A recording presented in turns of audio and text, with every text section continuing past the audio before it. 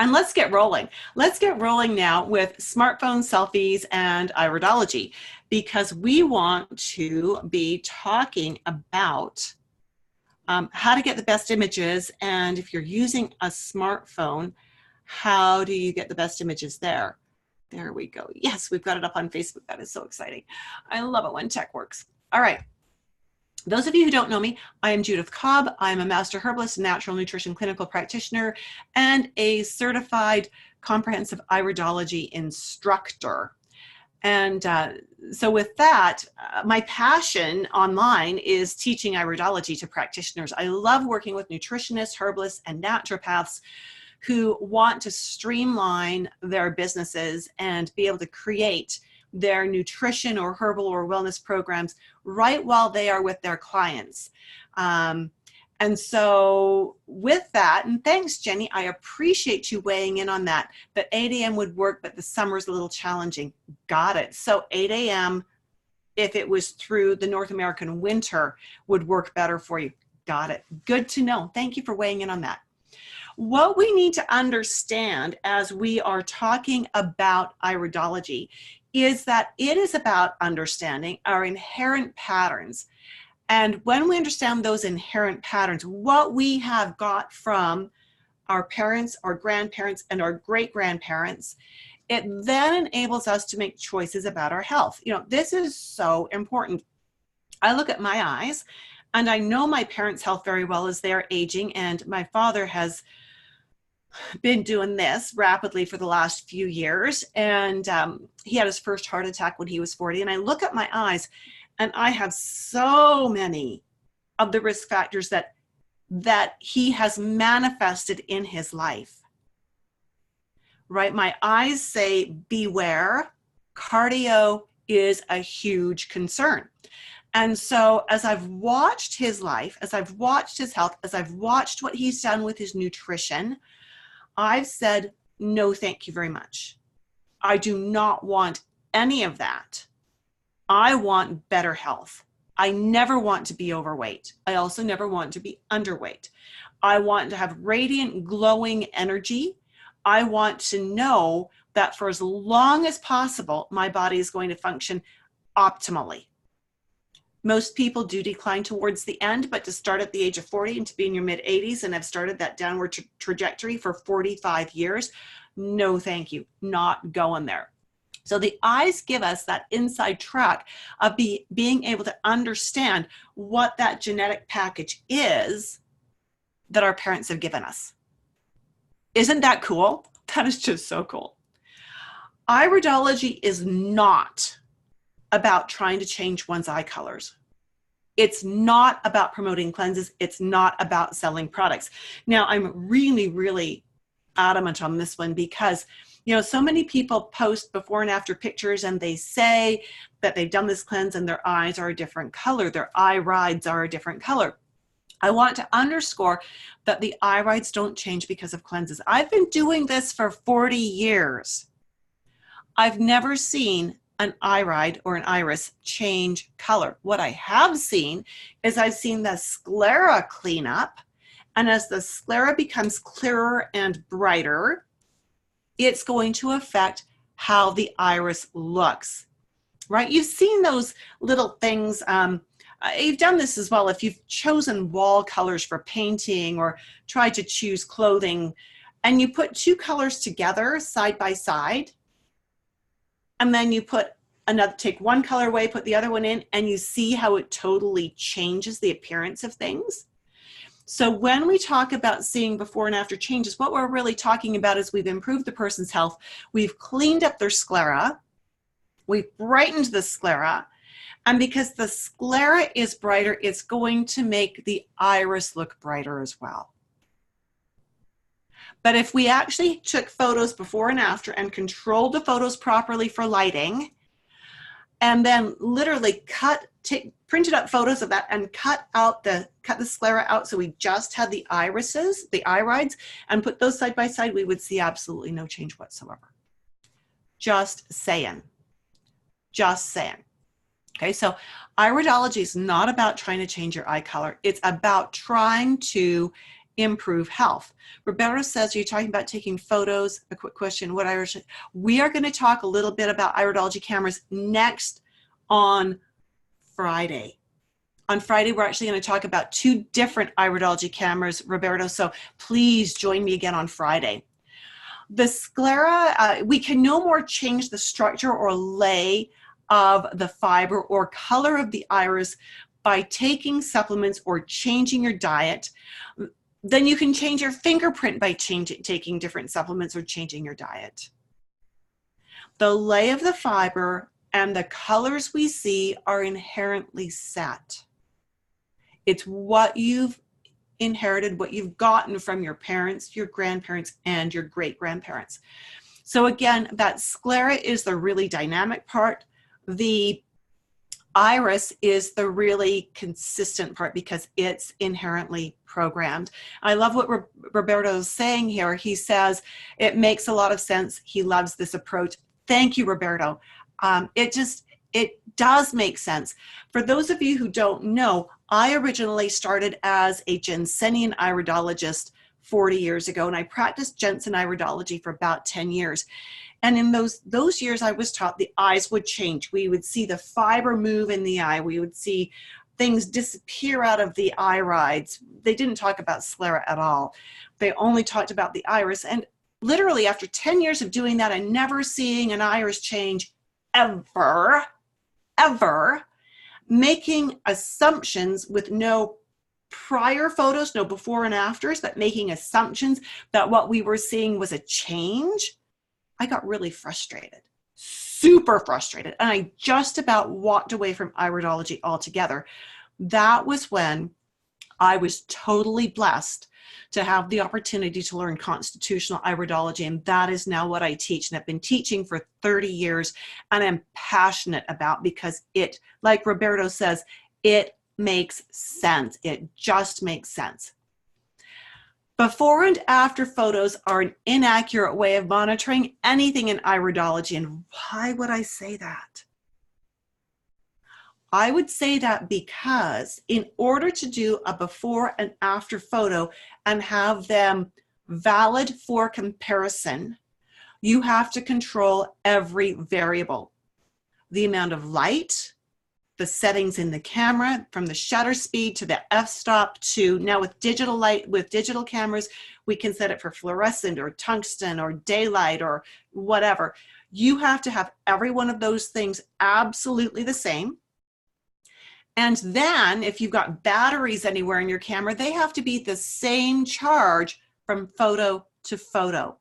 Because even something as different as the power of the that's in the battery will change the picture. We're going to look at some of these in a moment. Roberto goes on to say, he's a medical doctor, 27 years of training, lovely. Contacted several iridologists. Your approach sounds practical and realistic. In other words, fantastic. Thank you, Roberto. Thank you. I take pride in what I teach, and I take pride in how I teach it because it needs to make sense. And not only that, but it's got to be right. It's got to be right. And when I learn something new, I am not ashamed or embarrassed to announce that to the world that what I was teaching was inaccurate and I've added new information that is more accurate.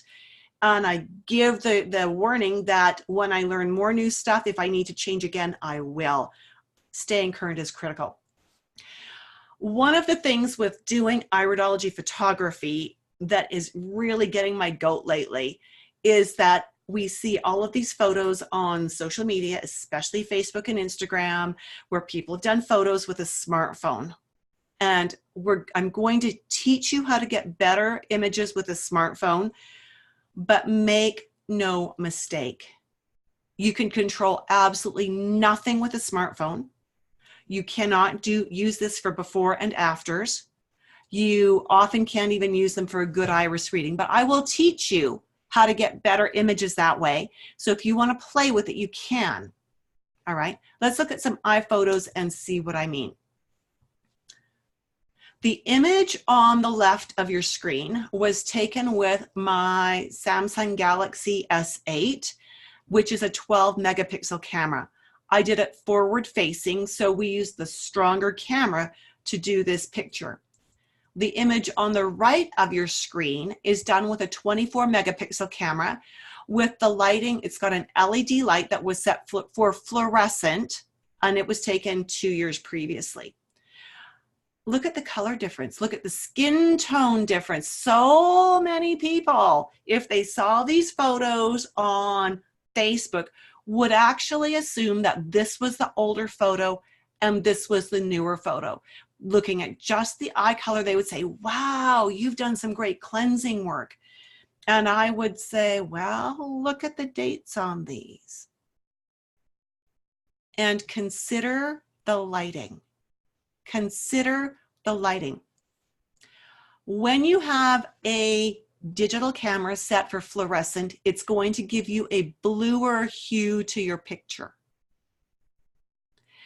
When you're doing a photo with your smartphone and you're indoors, you have to consider what is the lighting in the room. You know, is it a full spectrum light, or is it a yellowish light, or is it an LED light that's more blue, or what is it? Because that is going to affect the color of the image. And you know that even from the fact that the skin tones are so vastly different.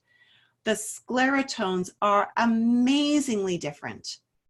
And of course, the iris colors are different. You know, it's the same iris. We've got the exact same 3 markings sitting right here, right? We've got the exact same little bit of pigment sitting right here.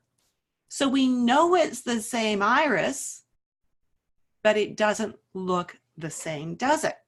So as you do this, if you want to try to get photos with a smartphone, there are some things to keep in mind. I'm going to flip my Instagram camera around here. The first thing is it takes 2 people to do a good photo, especially with a smartphone. 2 people. 1 to operate the camera and 1 to be the subject of the photography.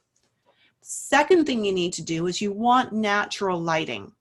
I suggest going outside on a cloudy day so that you don't have direct bright light. That'll help to reduce some of the light artifacts and reflections that you get. The next thing is the person who's being photographed needs to hold very still. And that would imply making a tripod out of their elbows like this. And that would imply that you've got a table to lean on. The person taking the photograph also needs to have a tripod of some sort or something to stabilize them. So they need to rest their elbow on a table, use the forward-facing camera, move in as close as possible, and hit the take a picture button, hit the clicker without moving the camera whatsoever. Okay. And doing that, you might get a decent photo. But what you notice with this is with a proper iridology camera, you get mostly eye. With a smartphone, you get mostly face. And if you take this smartphone photo, crop it down and try to expand it, you are going to lose a truckload of definition. You're going to actually end up with a very pixelated, very blurry picture. Okay, so you really need to be considering outdoors, cloudy day, have a table to lean elbows on so you're super, super still, and have the person who's taking the photo move in as close as they can get to get as much eye as possible. Another challenge we have with this is we can't manipulate the lighting. And sometimes we want to turn a light off in a camera. Sometimes we want to turn more lights on. And you can't do that if you're outdoors, right? So it's going to limit how many different kinds of photos you can get. And it's going to limit what features you can actually see in an iris. All right, let's look at another example of this. Here we have another client of mine, same camera, or sorry, same person, not the same camera. Can you tell it's not the same camera? Same camera. Nope. edit that out. Same person, different camera. There we go. Same person, different camera. And so when we look at this, this is done with an old print film camera. And I remember this because of the shape of the, no, sorry, this was a digital camera. This was an 8 megapixel digital camera. And again, look at the skin tone changes. On this one, we didn't have, because it was older, as many light options. This one was again set for fluorescent. So when we look at this, we see that being 8 megapixel, it's a little bit, well, it's not as clear and distinct as we'd like it to be. And I'm just going to turn off my overhead light here for just a second. No, that doesn't help you at all. When we took the pictures with the new 8 megapixel or 24 megapixel camera, can you see the difference? Look at this eye where we see the blackened areas, right? The areas that are black, they look splattery here. Over here, because the resolution is so much lower, we don't see the splattering. It just looks like there's a ton of fiber missing, which is a very different assessment than looking at this image and seeing, and I don't know if you can see this on Instagram, can you see the fibers in behind the splatter in here? Gives us a very different assessment than what we were doing here. So the quality of the photo absolutely affects the quality of the assessment, right? So this is why when I'm teaching, I tell my clients, do your pictures with whatever equipment you've got, but literally put a jar on the corner of your work desk. And every time you do an iris assessment of any kind, whether it's handheld, whether it's with your smartphone, put 10 bucks in that jar and start saving up for good equipment. I've really never had great success getting images with the smartphone. I really haven't. I mean, when we look at this trio of images, the same eye, 3 different cameras, we see that the range of difference. But, you know, my husband watches me when I used to use just a point and shoot camera, and he used to say things like, you look like you're having an earthquake, because I'm not super steady. I don't have a tremor, but I don't have that super steady hand to hold the camera still while I'm pressing the button. So what that meant is that my print film camera, we used a table between us, right? I would lean on the table with both of my elbows. My client would lean on the table with both of their elbows. They would stabilize like this, and I would move in, and I would take as many pictures as I needed to try to get a good photo. That was print, so we had no idea what the photos were until we got them back, and sometimes we had to reshoot all over again when I got the prints back. Then we went to the megapixel, the 24 megapixel that has the fluorescent lighting. And again, on Friday, we're going to talk about specific iridology cameras that I like, and I've got 2 different setups. And now the pictures are typically brilliant. Casey says she's got a 5DS 50 megapixel. Oh my goodness, it's amazing. Okay, so Casey, again, we'll talk about those kinds of specifics on Friday. Roberto asked, do I use a microscope? No, I do not have a slit lamp microscope. I do not have one of those. And then that's my attempt, again, to try to get an image with my smartphone. So if you're steadier than I am, good for you. If you might do better than I do, and that would be fabulous. I'd be excited if you did. I love it when my students are better than me, because it means I gave them a great foundation and they can launch from that. And so when we look at this again, it looks like the iris has changed, like there's been cleansing, and then, oh my goodness, he backslid. It's not it at all. Not it at all. It's a change in the technology. It's a change in the lighting. It's a change in the camera. Right? So we need to be aware of all of that.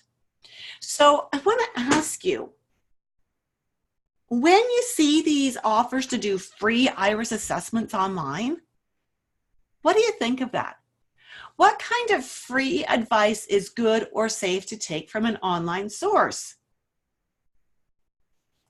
And on Instagram, Manor Holistico says, you make a great point. I'm saving for a much better camera because even though the iPhone cameras are good, they aren't the best. Thank you, Manor. I really appreciate you saying that. It is true. And I just encourage my students to save. Don't go out and break the bank the very first lesson of iridology that you take. Not a good idea. Wait until you know you love iridology. Wait until you have learned how to integrate it into your practice and you know you can turn it into revenue in your office. Then start saving up, right? So important. But what kind of information would you feel like it was good or safe to take from an online source? And I say this because when you're online, you have no idea what that person's credentials really are. You have no idea where they got their training. You have no idea anything. They're just somebody who's online. And there are so many of these free analyses that are being offered online that they really scare the daylights out of me. And here's why. Casey says, guys, I got my Canon almost new 250 exposures with a lens and a bag on eBay for $1,800, normally $3,000 camera. Oh my flippin' stars. That is brilliant, Casey. Woo, go you. That's brilliant. So watch for options, right? When we're talking about free advice though, I have seen so many of these free consultations, you know, you post your pictures, lousy though they probably are, from a smartphone with tons of light rarefactions showing up. So I just want to show you what I mean by that. Let me just pop back here. Do you see on this one, we've got this big blob of light here? That's a light artifact and it's obliterating a part of the light. When we actually come back to here, not only do we have a reflection from the window obliterating the light, we see the shape of the camera in the eye. So this is not a great option, right? Not a great option. So these people post these photos that are not fabulous online, and we've got other people online giving them advice. Now, I'm going to tell you something. I'm not a huge fan of big pharma. I'm not a fan of medications as a rule, but I do know from 40 years of experience that sometimes prescription meds buy us time to find better answers. Sometimes they make a royal mess of things. I totally agree. Totally agree. But most of us who are doing iridology are not licensed medical practitioners. And what that means is we cannot be telling people online, offline, or anywhere that they should not be taking that they should quit taking a medication. That is way beyond our scope of practice, and it is dangerous because you actually don't know all the details of that person from a set of photos and the person saying, tell me what's wrong. You don't know. You have no idea why they're on that med, what effect that med is having. And so we cannot do that. I see people doing that all the time, telling people to stop medications, telling people to go on this cleanse and buy this product, telling people that they've got this and this and this and this wrong with them without ever having a discussion to understand if that person actually has any symptoms. I can only imagine how many people have been scared silly by a poorly done, over exuberant listing of markings, one-on-one correlations of markings and disease processes, and that massive list of supplements and recommendations. So is a free iris assessment really worth doing? I'm going to say no. I'm going to say absolutely no. You know, and a doctor, think of it, a doctor would not actually even consider giving information without doing an exam, without talking to the client or the patient in that case, right? Simply wouldn't.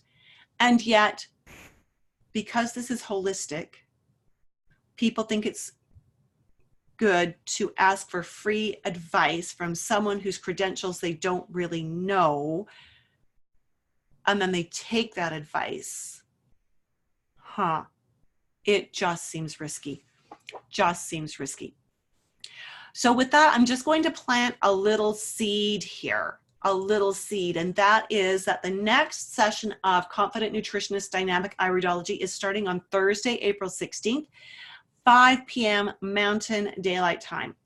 I'm not going to get heavy into sales pitch on this today. Just know that it's 20 classes long, 2 hours per class, and it provides all of the curriculum content that you would need to prepare to take the International Iridology Practitioners Association exam. So with that, I hope that you have picked up some tips for getting better photos with your smartphone. But I hope I've also underscored for you that that's a starting point. It's not the best place to end up. It's not the best place to get stuck. It's a starting point. And hopefully, if you are into iridology or you're going to join me for the course, you will begin to start saving up for the right kind of equipment.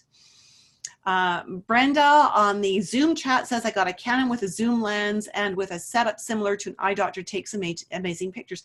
Absolutely. Absolutely. So there are some great options out there. And so we will be talking specifically about cameras on Friday. So if you want to see my recommendations for 2 different camera setups, because not every camera setup is appropriate for every practitioner or every client, I will tell you why I love them, who I use each one for, so that if you're in the place where you're in the market for a camera right now, you'll have some pros and some cons for different types of setups. So with that, thank you so much for being with me today. I do appreciate that. And, you know, I hope you'll pop on over to iridology.education. There'll be a little pop-up window there that gives you the opportunity to opt in to download my iridology map, my dynamic iridology map. And that will put you on my mailing list to be alerted to when we are doing these. And Roberto says he already did it. Way to go, Roberto. Thank you so much for that. And it'll also let you know, it'll give you first dibs for when registration for Confident Nutritionist Dynamic Iridology is opening. And trust me, when you take this class, you probably want to be one of the first people in. Enough said, I'm going to let that hang. And I'll tell you why when we get into where we're actually promoting the registration. But thank you so much for being with me. Peggy's with me saying so true. We've got people on Facebook as well. So this is brilliant. I'm so glad they're there. Gianni is there too. So glad to have you with us. And we'll see you again Friday. And Roberto says, do you offer nutrition and herbalist courses as well? Oh, Roberto, let me just touch on that. You're tickling my fancy. I don't teach full-blown nutrition or herb courses. But in the scope of Confident Nutritionist Dynamic Iridology, we include nutrition and herb information. And that is mostly done so that if my students have a background in herbology or nutrition or essential oils or things like that, that I can teach them how to begin integrating that knowledge base into their IRIS assessments. And again, getting the IRIS assessments and the programs created while they are with their client and not having to do extra homework time creating client protocols. Does that help? I'm actually working on creating an actual herbal course, which will not be the kind that would qualify you to be a master herbalist or anything like that, but it'll be designed to be used with iridology, and it will actually only be open to people who have graduated from my iridology course. Okay, when will it be coming up? Oh, I love this. I love this.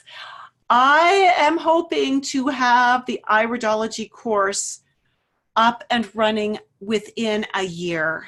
I've got the outline for it. It's a matter of creating the actual guts for it, if you will, and formatting everything.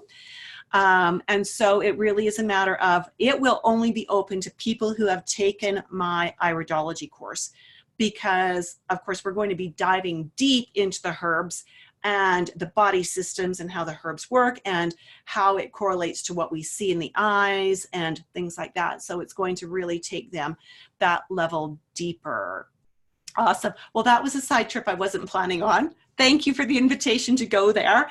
And just know that I'm super excited. We've just started a new group of students going through Confident Nutritionist Dynamic Iridology. And we just started them just a week ago.